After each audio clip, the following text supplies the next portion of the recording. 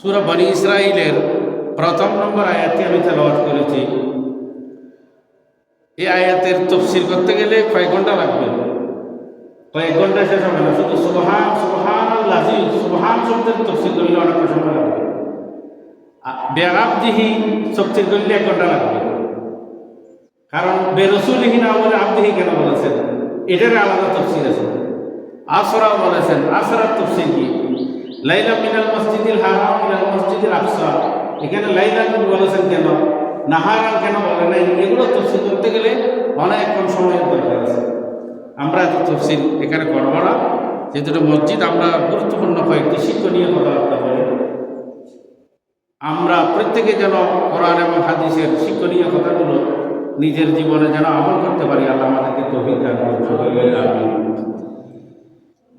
ইমানদার মানুষেরা, আমার নবী মেরাজের যে সফর করেছিলেন, মেরাজুন নবী সাল্লাল্লাহু আলাইহি ওয়াসাল্লামের সফর, আল্লাহর নবী সাহাবিয়া 28 জন, জালালউদ্দিন সুয়ুতী বলতেছেন 28 জনে হাদিসের রওয়ায়াত করেছেন মেরাজে, জালালউদ্দিন সুয়ুতী।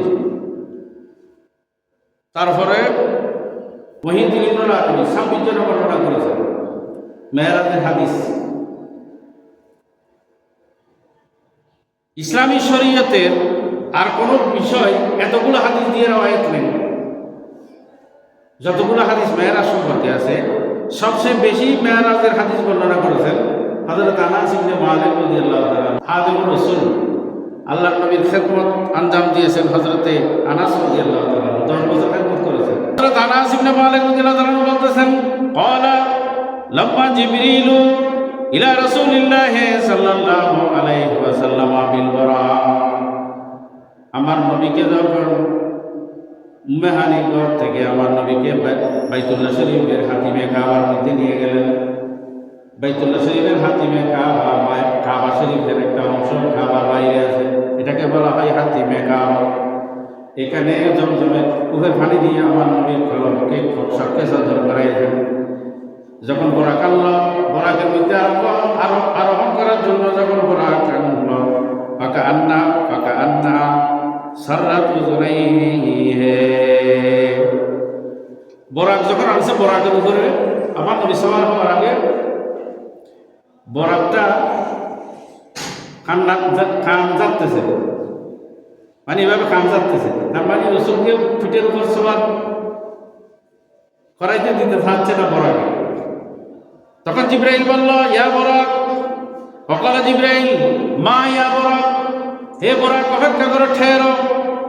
ওয়াল্লাহি মা রাকাবুকা মিসলাহু, হে বোরাক তুমি সৌভাগ্যবান, তোমার উপরে অনেক নবী সফর করেছে, অনেক নবী। হযরত ইব্রাহিম আলাইহিস সালাম ফিলিস্তিন থেকে মক্কা শরীফ তোমার পিঠের উপর সরে সরে এসেছে।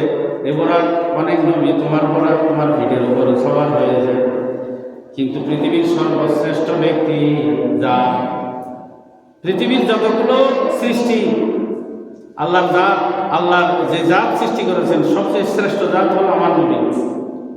বোরাকে বলতেছে, বোরাক তোমার পিঠে আজকে যে সফর হবে, এইরকম সেরা ব্যক্তি আর কেউ তোমার পিঠের উপরে উঠে নাই। সকলে বলে সুবহানাল্লাহ। যখন এটা বলছে, বোরাক ঠান্ডা হয়ে গেছে। ওয়াসারা রাসূলুল্লাহ সাল্লাল্লাহু আলাইহি ওয়াসাল্লাম, বোরাকের উপর সব উঠে আমার নবী যখন গেলেন, ফাইজা ওয়াইয়া বিআজুজিন আলা জানিবিত তারিক, কিছু যাওয়ার পরে দেখতেছে রাস্তার পাশে একটা দুর্বল মানুষ, জীর্ণ অসুস্থ রোগাগ্রস্ত মানুষ। ফাকালা মা হাযিহি জিবরাইল, জিবরাইলকে আমার নবী বলতেছেন, জিবরাইল এটা কে, এরকম জীর্ণ অসুস্থ রোগাগ্রস্ত? জিবরাইল বলতেছেন, সির ইয়া মুহাম্মাদু, হে মুহাম্মদ সাল্লাল্লাহু আলাইহি সাল্লাম, আপনি সফর করেন, এদিকে তাকাইয়েন না। ফাসারা মাশাআল্লাহ ইয়াসিরু, আবার বোরাকের উপর করে আবার সফর করেন। ফাইজা সাইয়ুন, কিছু দূর যাওয়ার পর দেখলেন, ইয়াদু মুতানাহিয়ান আনিত তারিক, রাস্তার পাশে একজন আমার নবীকে ডাকতেছেন। ইয়াকুলু হালুম ইয়া মুহাম্মদ, আপনি আমার দিকে আসেন, তাড়াতাড়ি আসেন, আমার দিকে আসেন, একজন ডাকতেছে। ফকাল আল্লাহু জিবরিল সিরিয়া মুহাম্মদ, জিবরিল বলতেছে আপনি ইয়া রাসূলুল্লাহর দিকে তাকাই না, চলে যান। ফাসারা মাশাআল্লাহ ইয়াসীরা, আবার কতদূর যাওয়ার পর ফালাকিয়াহু খালকুন মিন খালকিল্লাহ, আল্লাহর কিছু মখলুকাত সাক্ষাৎ হলো আমার নবীর সাথে, সৃষ্টি। ফাকালু, তারা বলল আসসালামু আলাইকা ইয়া আউয়ালু, আসসালামু আলাইকা ইয়া আখিরু, আসসালামু আলাইকা ইয়া হাশিরু। আমার নবীকে তিনটা শব্দ বলছেন, ওয়াহি আউয়াল, ওয়াহি হে আখির, ওয়াহি হে জাহির, ওয়াহি হে বাতিন। আমার নবী প্রথম, আমার নবী শেষ। আমার নবীকে সালাম দিচ্ছে কিছু মানুষ, আসসালামু আলাইকা ইয়া আউয়ালু, হে প্রথম সৃষ্টি আপনাকে সালাম। আসসালামু আলাইকা ইয়া আখিরু, সর্বশেষ নবী আপনি আপনাকে সালাম। আসসালামু আলাইকা ইয়া হাশিরু, আল্লাহ নবীর একটা নাম হচ্ছে হাশির। হাশির মানে হাশর করনেওয়ালা। আল্লাহ রাসূল বলতেছেন আনাল হাশিরু ইয়াহশুরু বিয়ান নাস, কিয়ামতের ময়দানে, হাশরের ময়দানে আমার নবীর নেতৃত্বে সবাই কিয়ামতের ময়দানে যাবে। আনাল মাহি, আমি হলাম মিঠা দেনওয়ালা, ইয়ামহি যুনুব, পৃথিবীতে গুনাহ পাপ এগুলো মিঠাই দেওয়ার জন্য আল্লাহ আমাকে পাঠাইছেন, সেজন্য আনাল মাহি, মাহি মানে মিঠা দেনওয়ালা, মিঠাই দেওয়া, গুনি দুনিয়া থেকে পাপ মিঠে দেন আল্লাহ রসুল। সেই জন্য আল্লাহ রসুলের একটা নাম হলো মাহি, একটা নাম হচ্ছে হাসের। হাসের মানি আল্লাহ নবী হাসরের ময়দানে মানুষকে হাসরের ময়দানে একটা করবেন, হাসর করাবেন নবীর নেতৃত্বে, সেই জন্য আল্লাহ নবীর নাম হচ্ছে হাসের। আল্লাহ নবীর নাম আমি 400টা পেয়েছি। কয়টা? কৌরবতী সালাতুল হাবিবি 400টা পেয়েছি আল্লাহ নবীর নাম। আল্লাহ নবীর নাম বেশি, আল্লাহর নাম 99টা, আল্লাহ জাতি নাম সহ 100টা, এমনি আল্লাহ সিফাতি নাম হচ্ছে 99টা। ইয়া হাশির ফাকাল লাহু জিবরিল আরুদ্দুস সালাম, প্রথম দুইজনের দিকে তাকাইতে মানা করেছেন। তৃতীয় কিছু ব্যক্তি আল্লাহ রাসূলকে সালাম দিয়েছেন, জিবরাইল বলতেছেন ইয়া রাসূলুল্লাহ আপনি ওদের সালামের জবাব দিন, আপনার ওদের সালামের উত্তর দিন। ফারুদ্দাস সালাম সুম্মা লাকিয়াহু সানিয়া ফাকাল লাহু মিসলু যালিকা সুম্মা সালাহা, আবার কিছু দূরে মানুষ কতগুলো দেখা হয়েছে, এরা সালাম দিয়েছেন, সালামের জবাব দিয়েছেন। আবার কিছু দূরে মানুষের তৃতীয়বার আবার দেখা হয়েছে, আবার সালাম দিয়েছেন, সালামের জবাব দিয়েছেন। এভাবে যাইতে যাইতে কাযালিকা হাত্তা ইনতাহা ইলা বাইতুল মুকাদ্দাস, যাইতে যাইতে বাইতুল মুকাদ্দাসে গেছেন। সকলে বলে সুবহানাল্লাহ। বাইতুল মুকাদ্দাস, আল্লাহ কোরআনে বলতেছেন সুবহানাল্লাযী আসরা বিআবদি লাইলাম মিনাল মাসজিদিল হারাম ইলাল মাসজিদিল আকসা আল্লাযী বারাকনা হাওলাহু। আমার নবী যখন বোরাকের উপর দিয়ে আরোহণ করে বাইতুল মুকাদ্দাসে যাচ্ছেন, আল্লাযী বারাকনা হাওলাহু, চারিদিকে আল্লাহ মুবারক করে ফেলেছেন, চারিদিকে সাজসজ্জা, চারিদিকে আলোয় আলোকিত। আল্লাযী বারাকনা হাওলাহু, আশেপাশে দুলার সাথে সাজাইছে। উপর থেকে যেন জমিনের মধ্যে কোন সৃষ্টি আমার নবীর দৃষ্টিতে থেকে আড়াল যেন না হয়, আল্লাহ চারিদিকে ডেকোরেশন করে ফেলছেন। বিয়ে সাথে যেভাবে ডেকোরেশন করে উপর থেকে যেন নিচে দেখা যায়।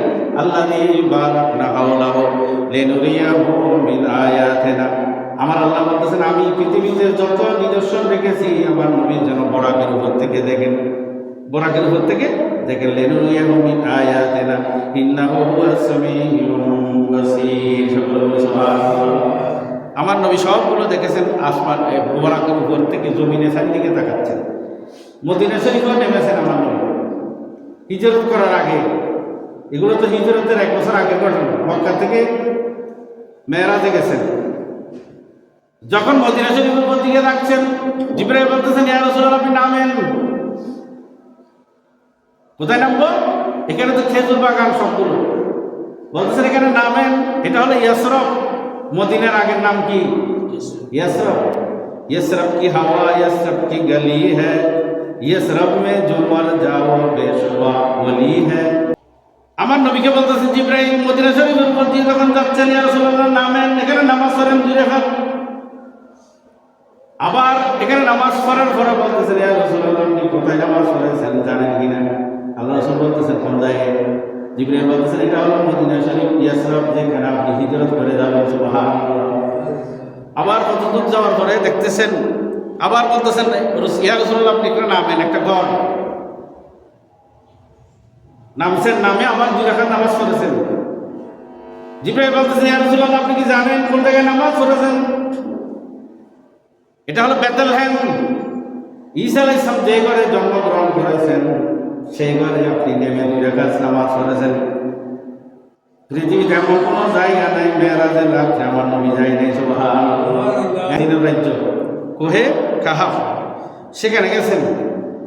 পৃথিবীতে ইয়াজুজ মাজুজ আছে, ইয়াজুজ মাজুজের এখানে বোরাকের উপর করে গেছেন দাওয়াত দিতে, দিনের দাওয়াত। মানে কিয়ামতের ময়দানে আল্লাহ নবীর ইয়াজুজ মাজুজের যদি বিচার দেয় আল্লাহর কাছে, আমাদেরকে তো দাওয়াত দেয় নাই। দাওয়াত গ্রহণ করা না করা এটা তাদের বিষয়, কিন্তু নবী তো দাওয়াত দিতে গেছেন। সকলে বলে সুবহানাল্লাহ। এভাবে বাইতুল মুকাদ্দাসে আল্লাহর নবী গেছেন। যখন আমার নবী গেলেন বাইতুল মুকাদ্দাস, আমার নবীর হাতের মধ্যে দেওয়া হলো আল-মা ওয়াল খাবার ওয়াল লবণ, 3টা পাত্র দিল। একটা হলো পানির গ্লাস দিল, আরেকটা হলো শরাবের গ্লাস দিল, আরেকটা হলো লবণ মানে দুধ।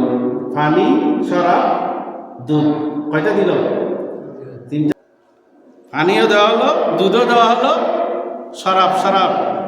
আপনি যেটা ইচ্ছে এটা খাইতে পারেন। আজকে আপনি দুলা, আপনার জন্য কোনো মানা নাই। আপনার ইচ্ছা, চাইলে পানি খাইতে পারেন, চাইলে শরাব খাইতে পারেন, চাইলে দুধ খাইতে পারেন।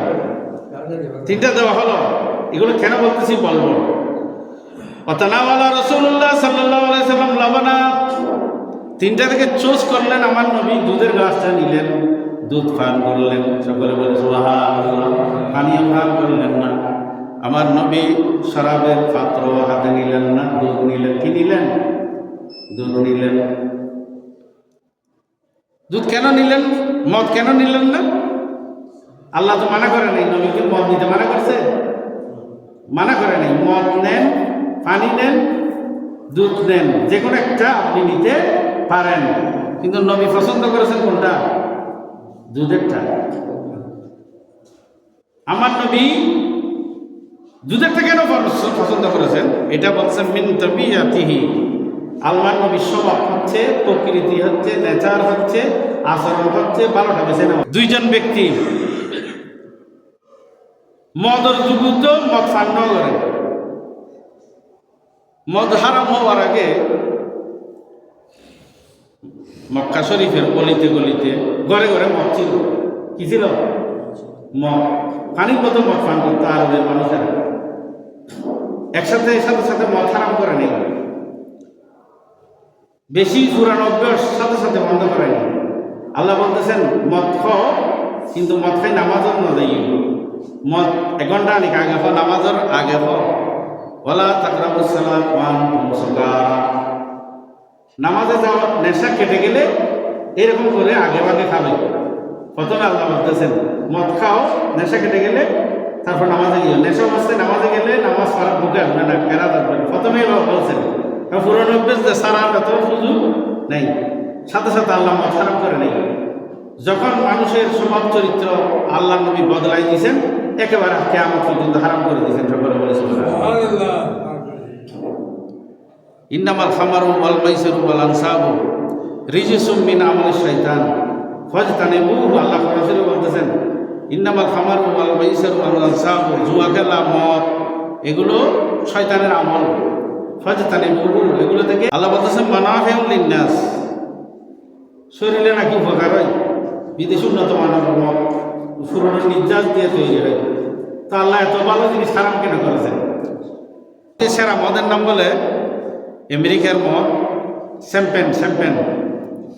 আমেরিকার সিনেটর যারা, সংসদ সদস্য যারা, ওদের মিটিংয়ের মধ্যে এটা দেওয়া হয় শ্যাম্পেন। এগুলো খুব উন্নত মানের মদ।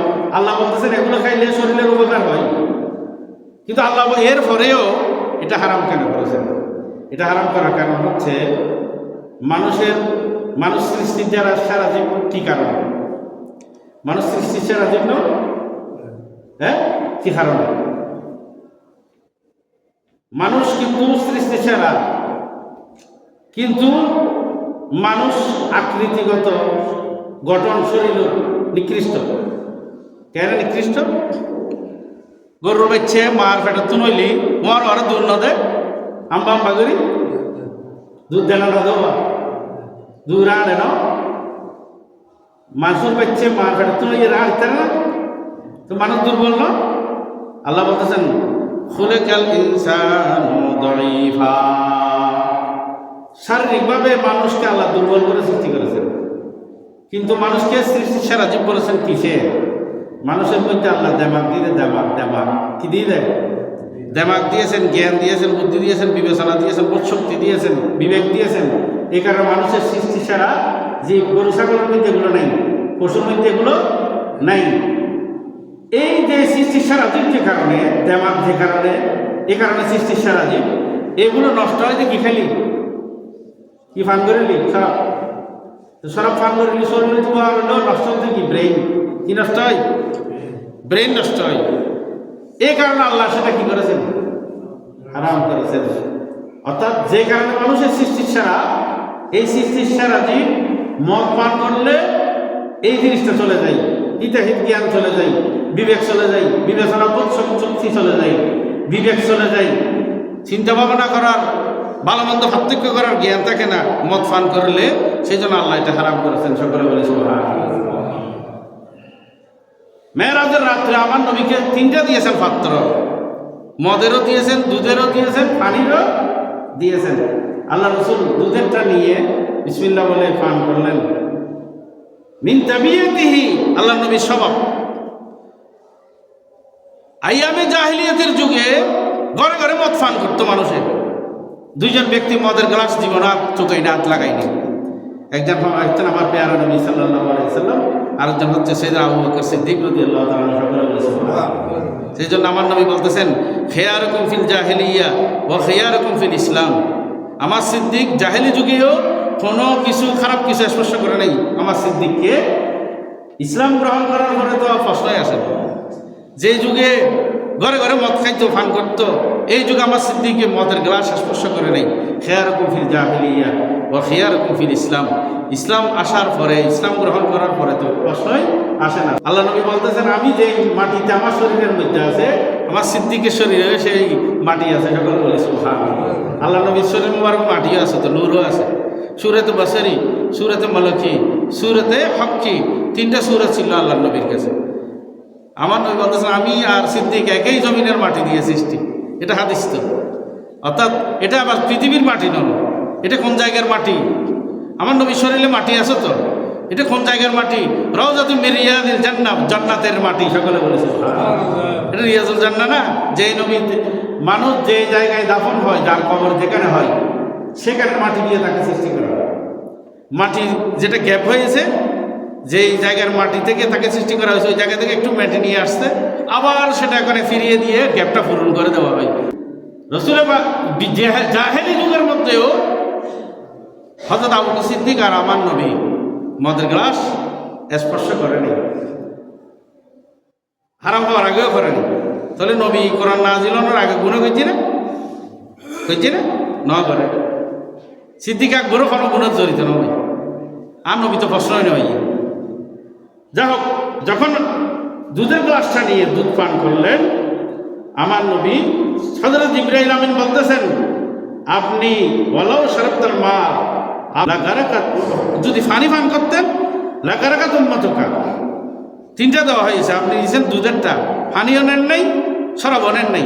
পানি নিলে, পানি পান করলে লাগারাকাত উম্মাতুকা, আপনার উম্মত নূহ আলাইহিস সালামের উম্মতের মতো প্লাবনে ডুবে সব মারা যাইত। ওয়ালাউ শারাবতাল খামারা, আপনি যদি শরাবের গ্লাস পান করতেন, আপনাকে এখতিয়ার দেওয়া হয়েছে, তাহলে আপনার উম্মত লাগাবিয়াত উম্মাতুকা, আপনার উম্মত গুমরাহ হয়ে যাইত। সকলে বলে সুবহানাল্লাহ। দেখেন, পানি নিলেও সমস্যা হইত, শরাব নিলে সবাই গুমরাহ হয়ে যাইত। আল্লাহর নবী বেছে নিয়েছেন দুধেরটা। এটা আল্লাহ বলে নাই, জিবরাইলও বলে নাই দুধ নেওয়ার জন্য, আল্লাহ বলে নাই, জিবরাইলও বলে নাই, ওহীও নাজিল হয় নাই। তাহলে আমার নবী বেছে নিয়েছেন কি স্বভাবে? এটা হচ্ছে তবিয়ত। এটা কি? এটা হচ্ছে তবিয়ত, এটা হচ্ছে স্বভাব। এটা কোরআন হাদিস লাগে নাই, এটা ওহি লাগে নাই। ওহি ছাড়াও আমার নবী কোনো গুনাহ করে নাই। নবী হচ্ছে আল্লাহ বানাইছে গুনাহ না করার জন্য বানাইছেন। কোরআন নাজিল হওয়ার আগেও গুনাহ নাই, কোরআন নাজিল হওয়ার কষ্টই আসে না। সকলে বলে সুবহানাল্লাহ। তাহলে হাদিস থেকে এটা বোঝা যায়, এটা সহি হাদিস, বিশুদ্ধ বুখারী, মুসলিম, সিয়াসিত্তার সব কিতাবের মধ্যে আছে। যা হোক, তারপর ক্বালা জিবরাইল, তারপর আমার নবীকে জিবরাইল বলতেছেন, প্রথম আপনাকে যেই মাজুর মানুষ আপনাকে সালাম দিছে, আল্লাতি রাইতা, আপনি কত দেখেছেন, আলা জানিবিত তারিক, রাস্তার মধ্যে, ফালাম ইয়াবকা মিনাদ দুনিয়া ইল্লা মা বাকিয়া মিন উমর, দুনিয়া, এটা দুনিয়াকে দেখছেন আপনি, দুনিয়া পুরো জীর্ণ শীর্ণ মাজুর হয়ে গেছে। আপনি দুনিয়াতে আসছেন দুনিয়ার বৃদ্ধ অবস্থায়। আল্লাহ রসুল যখন দুনিয়াতে আসছেন তখন দুনিয়া কি অবস্থা? মাজুর বৃদ্ধ অবস্থা, জীর্ণ শীর্ণ পুরো মানুষ লাড়ি ধরিয়ে দেয়, আর ইন্নাফার পুজো পুরো যেভাবে দুনিয়া এখন আল্লাহ নবী আসছে তখন সেরকম। এখন আর কি অবস্থা? এখন আরো 1500 বছর পরে এখন দুনিয়া বুড়া না জোয়ান? আর ফেকার কিতাবে বুড়ো মানুষ শেষ পর্যন্ত কি হয়? শেখে ফানি মানি বিছানা সজ্জা সেই হয়, বিছানা থেকে আর উঠতে পারে না। এটা বলা হয় শেখ ফানি, মানে এমন শেখ যে বুড়া, যেটা ফানা হয়ে যাবে, দুনিয়া থেকে চলে যাবে। দুনিয়াটা বুড়া হয়ে গেছে। আপনি প্রথমে দুনিয়াকে দেখছেন, আপনাকে দেখেছিল তার দিকে, আপনি তার দিকে যান নাই, এটা হচ্ছে দুনিয়া জীর্ণ শীর্ণ। তারপরে দেখেছেন ও আম্মাল্লাযী আরাদা আন তামিলা ইলাইহা, আপনাকে আরেকজন ডেকেছিল, ফাযালিকা আদুফুল্লাহ ইবলিস, এটা ইবলিস শয়তান আপনাকে ডেকেছিল।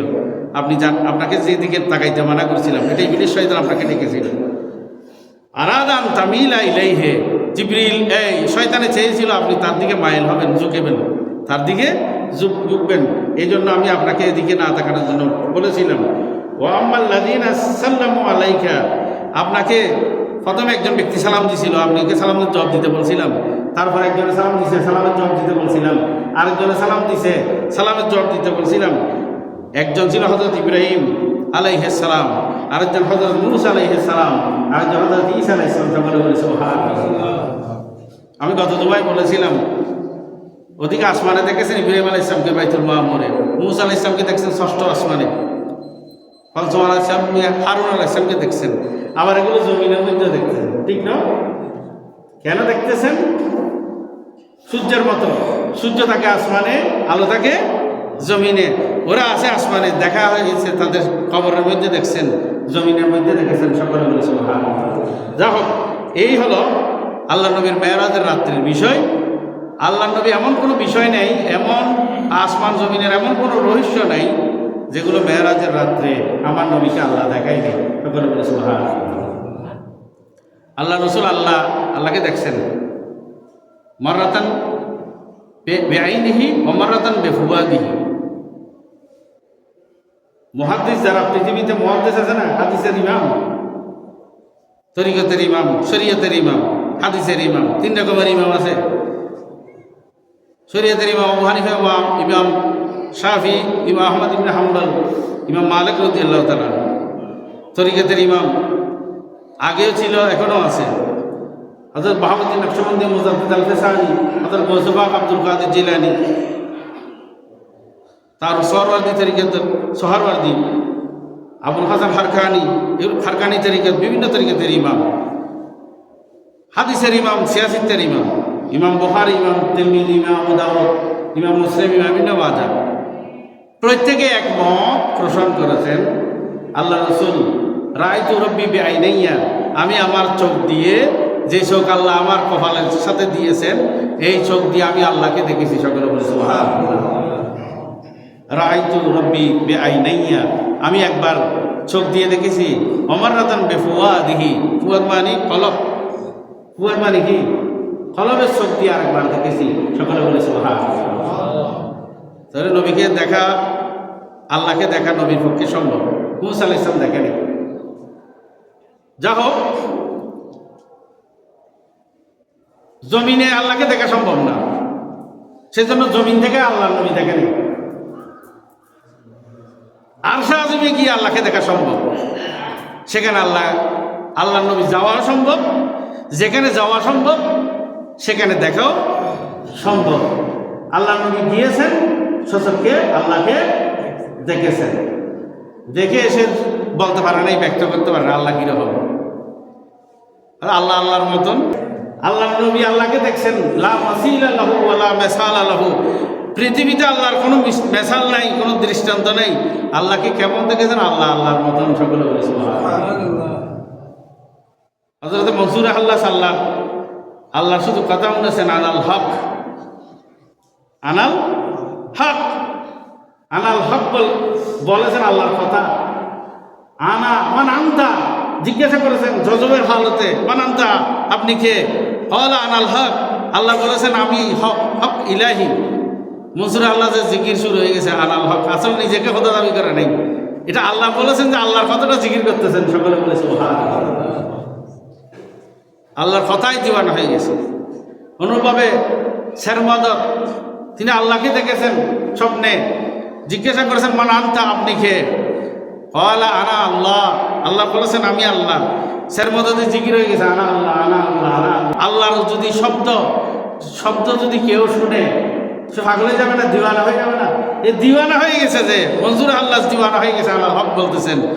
হযরত শেরমাদতি দিওয়ানা হয়ে গেছেন, তিনি বলতেছেন আনা আল্লাহ। সকলে বলে সুবহানাল্লাহ, সুবহানাল্লাহ। আসলে ফেরাউন নয়, ফেরাউন আর মনসুর আল্লাহের আনাল হক বলা ফেরাউনের আখদা দাবি করার মধ্যে ব্যস্ত আছে। শেরমাদতি আনা আল্লাহ বলা, ফেরাউনে খোদা দাবি করা। ফেরাউনে বলছে আনা রব্বুকুমুল আলা, আমি হলাম বড় খোদা, আমি হলাম। এর মধ্যে আরও মধ্যে বেশম আছে।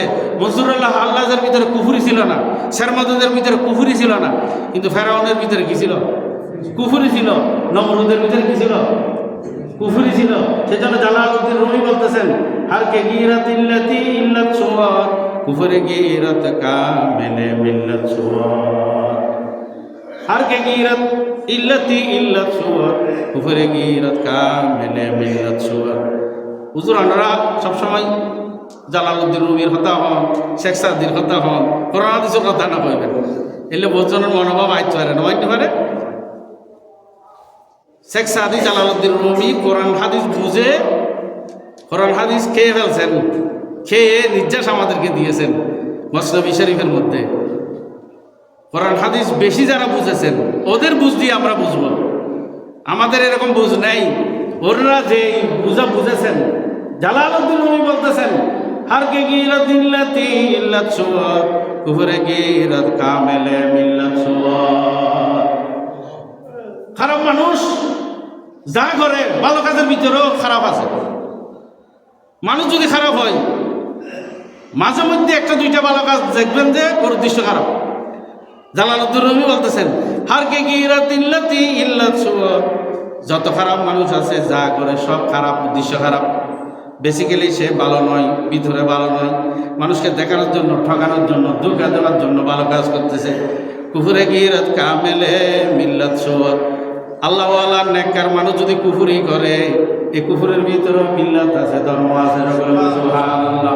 কুফরে গিরাত কামিলে মিল্লাত সুওয়াত। মনসুর আল্লাহের উদাহরণ টেনে জালালউদ্দিন রুমি বলতেছেন, মনসুর আল্লাহ বলেছেন আল্লাহ হক, আসলে কুফরে গিরাত কামিলে মিল্লাত সুওয়াত, এটা আল্লাহর কামিলিন মন্দার কুফরের ভিতরে ধর্ম আছে। সকলে বলে সুবহানাল্লাহ। কুফরে গিরাত কামিলে মিল্লাত সুওয়াত। আল্লাহকে দেখা আল্লাহর নবীর পক্ষে কি হয়েছে? সম্ভব হয়েছে। মেরাজের রাত্রে আল্লাহ নবী দুইটা জিনিস আছে, একটা হলো ইসরা, একটা হচ্ছে মেরাজ। বাইতুল মুকাদ্দাস মক্কা শরীফ থেকে যাওয়া, এটা হচ্ছে ইসরা, রাত্রিকালীন সফর। বাইতুল মুকাদ্দাসে নামাজের ইমামতি করেছেন নবীদেরকে নিয়ে। সব নবীরা ছিল আল্লাহ নবী পিছনে। আল্লাহ নবী 2 রাকাত নামাজের ইমামতি করেছেন বাইতুল মুকাদ্দাসে। বরাক বেঁধে আঙ্গুল ঢুকাই দিছে যে পাথরের ভিতরে। জিবরাইল বলতেছেন, এই জিবরাইল আঙ্গুল ফুটা করে দিছে, এখানে গোড়া মানছে, এখনো পাথরটা আছে বাইতুল মুকাদ্দাসের মধ্যে। সকলে বলে সুবহানাল্লাহ। আল্লাহ রসুল মেরাজের রাত্রে ইমামতি করেছেন, 2 রাকাত নামাজ পড়াইছেন, পিছনে সব নবী রসুলগণ ছিলেন বাইতুল মুকাদ্দাসের মধ্যে। এই ইমামতি 2 রাকাত নামাজ আসলে এগুলো নফল নামাজ ছিল, এগুলো ফরজ নামাজ। তখন নামাজ ফরজ হয়নি, তো নামাজ তো ফরজ হয়েছে মেরাজের পরে। খোদার আরশে গিয়ে আল্লাহর সাথে দেখা করে আসার সময় মুসা আলাইহিস সালাম কমাইতে 5 ওয়াক্ত আনছে 50 রাকাত থেকে। তারপরে ফজরের নামাজ সর্বপ্রথম পড়েছেন, ফজরের নামাজ। সকলে বলে সুবহানাল্লাহ। জমিনে এসে ফজরের নামাজ পড়েছেন। যখন আল্লাহ নবী মেরাজে গিয়েছেন তখন তো আবার ঘরে যখন এসছেন উম্মে হানির ঘরে, দরজার করা যেটা আল্লাহ নবী শরীর মোবারকের মধ্যে লেগেছিল এটা আবারও নড়তেছে, দেখতেছেন আল্লাহ রসুল এই মাত্র কয়েক সেকেন্ড আগে গেছেন। সকলে বলে সুবহানাল্লাহ। সময়ের ব্যাখ্যা এখনো বিজ্ঞানীরা দিতে পারে নাই। What is time? সময় কাকে বলে? সময় কি? সময়ের গণনা আছে তো দুনিয়াতে, আসমানের মধ্যে সময়ের গণনা নেই। ঈসা আলাইহিস সালাম যে বয়সে আসমানে উঠছেন এখনো সেই বয়সে রয়ে গেছেন, হায়াত পুরাই নেই। পুরাইছে আবার জমিনে আসার পর আবার হায়াত কাউন্ট শুরু হবে। জমিনে যখন ঈসা আলাইহিস সালাম নামবে, দাজ্জালকে মারার জন্য যখন জমিনে আসবে, তখন থেকে ঈসা আলাইহিস সালামের আবার ওই হায়াত যোগ হবে। যোগ হয়ে যতটুকু হায়াত আল্লাহ দিয়েছেন এগুলো শেষ করে জমিনের মধ্যে ইসলাম আবাদ করে, ইসলাম কায়েম করে, আল্লাহ নবী শরীয়তকে প্রাতিষ্ঠানিক রূপ দিয়ে এই জমিনের মধ্যে আল্লাহ হুকুমত কায়েম করে দুনিয়া থেকে যাবেন। সকলে বলে সুবহানাল্লাহ। পূর্ণাঙ্গ ইসলাম কায়েম হবে সারা পৃথিবীতে হযরত ঈসা আলাইহিস সালাম। আর আমরা তো চেষ্টা করি যে আমরা সফল হইতে পারি, নাও হইতে পারি। আমরা আলেম ওলামা, আমরা মুসলমানরা এই জমিনের মধ্যে আল্লাহ হুকুমত কায়েম করা এটা প্রত্যেক মুসলমানে চাই কিনা? আমরা সফল হইতে পারি, বিফল হইতে পারি। সফল হইলেও লাভ, বিফল হইলেও লাভ। সফল হইলে দুইটা লাভ, আমলের মাধ্যমে লাভ। বিফল হইলে চেষ্টা করেছি এটার জন্য সওয়াব পাবো।